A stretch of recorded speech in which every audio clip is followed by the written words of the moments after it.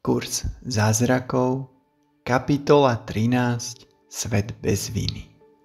Mier neba. Zábudlivosť, spánok a dokonca i smrť sa stali najlepšími radami ega, ako sa vyrovnať s tým, čo vnímaš, a to s hrubým narušením mieru vinou.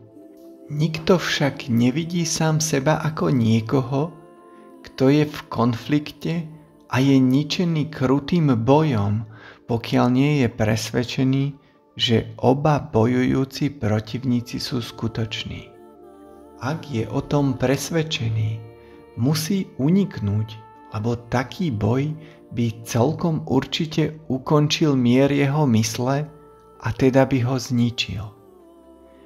Keby si však uvedomil, že boj sa odohráva medzi skutočnými a neskutočnými silami, mohol by vidieť sám seba a svoju slobodu. Nikto sa nepovažuje za zničeného a rozorvaného nekonečnými bojmi, pokiaľ sám vníma, že tieto boje nemajú žiadny zmysel. Boh by neviedol svojho syna k boju a preto je jeho vymyslený tzv. Nepriateľ úplne neskutočný. Snažíš sa len uniknúť z krutého boja, z ktorého si už unikol. Boj je preč. Počul si totiž stúpať k nebu chválospev slobody. Potešenie a radosť z tvojho vyslobodenia patrí Bohu, pretože ty si vyslobodenie nevytvoril.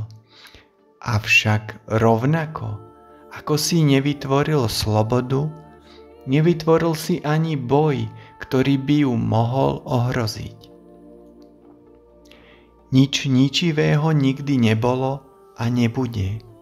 Boj, vina i minulosť zmizli ako jedno v neskutočnosti, odkiaľ prišli. Keď budeme všetci zjednotení v nebi, nebudeš si ceniť ničoho, čoho si ceníš tu.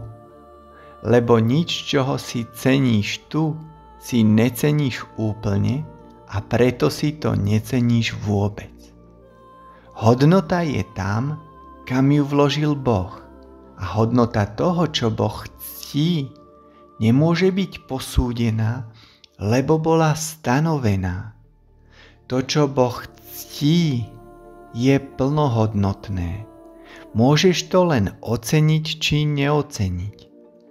Ak si to ceníš čiastočne, nepoznáš hodnotu, akú to má.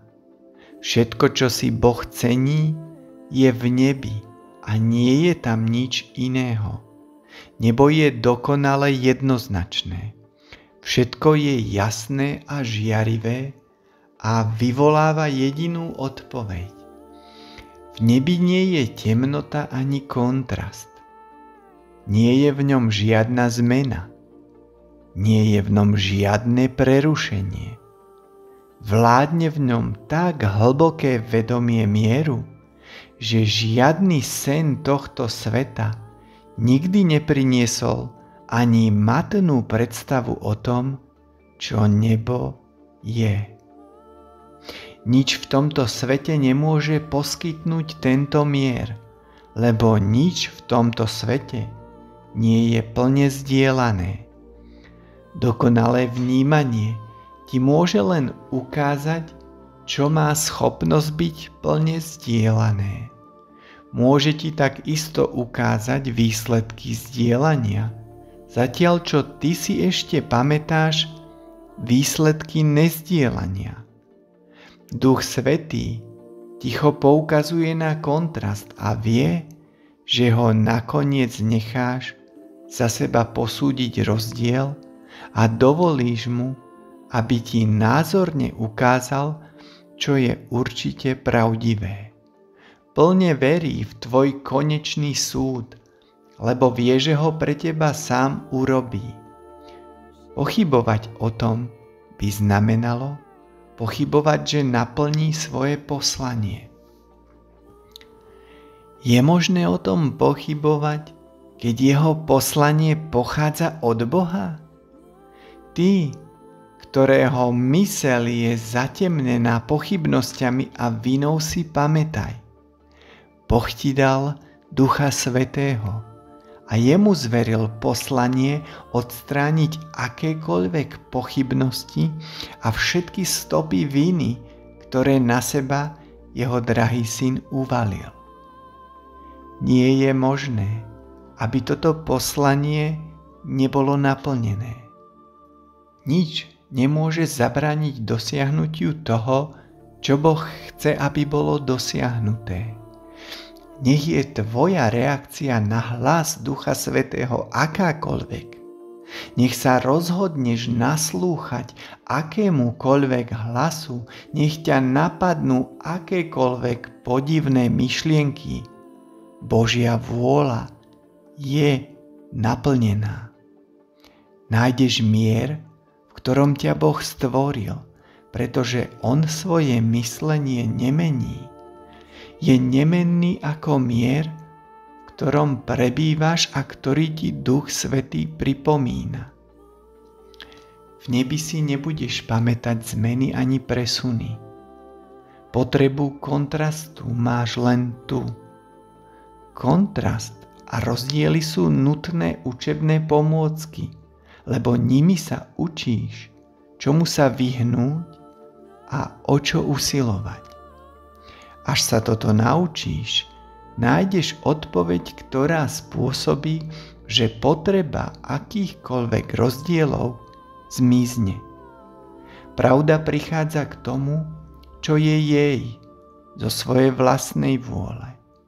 Až pochopíš, že patríš pravde, bude nad tebou plynúť ľahko a bez akejkoľvek odlišnosti.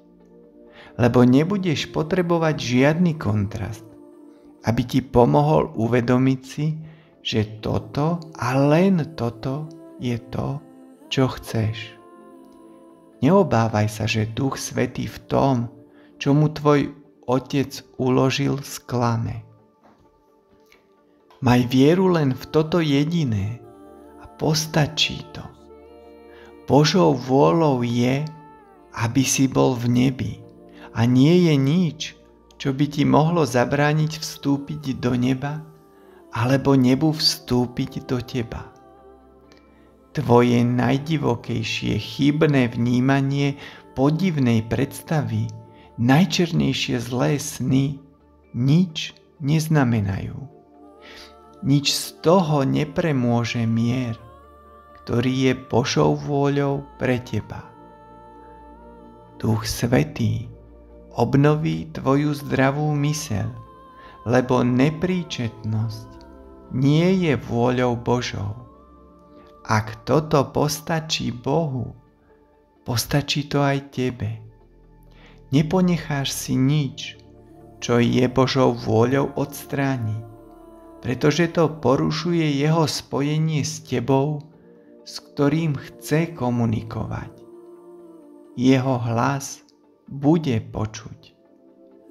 Komunikačné spojenie, ktoré do teba vložil samotný Boh a tak spojil tvoju myseľ so svojou, nemôže byť prerušené. Môžeš si myslieť, že ho chceš prerušiť, a toto presvedčenie naozaj narušuje hlboký mier ľúbnej a stálej komunikácie, ktorú chce s tebou Boh zdieľať. Jeho komunikačné cesty však nie je možné úplne uzavrieť a oddeliť od neho. Mieru sa ti dostane, lebo jeho mier k tebe neustále plynie od toho, ktorého vôľou je mier. Máš ho práve teraz. Duch Svätý ťa naučí, ako ho používať a ako jeho pomocou šírenie poznať, že je v tebe. Božou vôľou pre teba bolo nebo a nikdy nič iného nebude.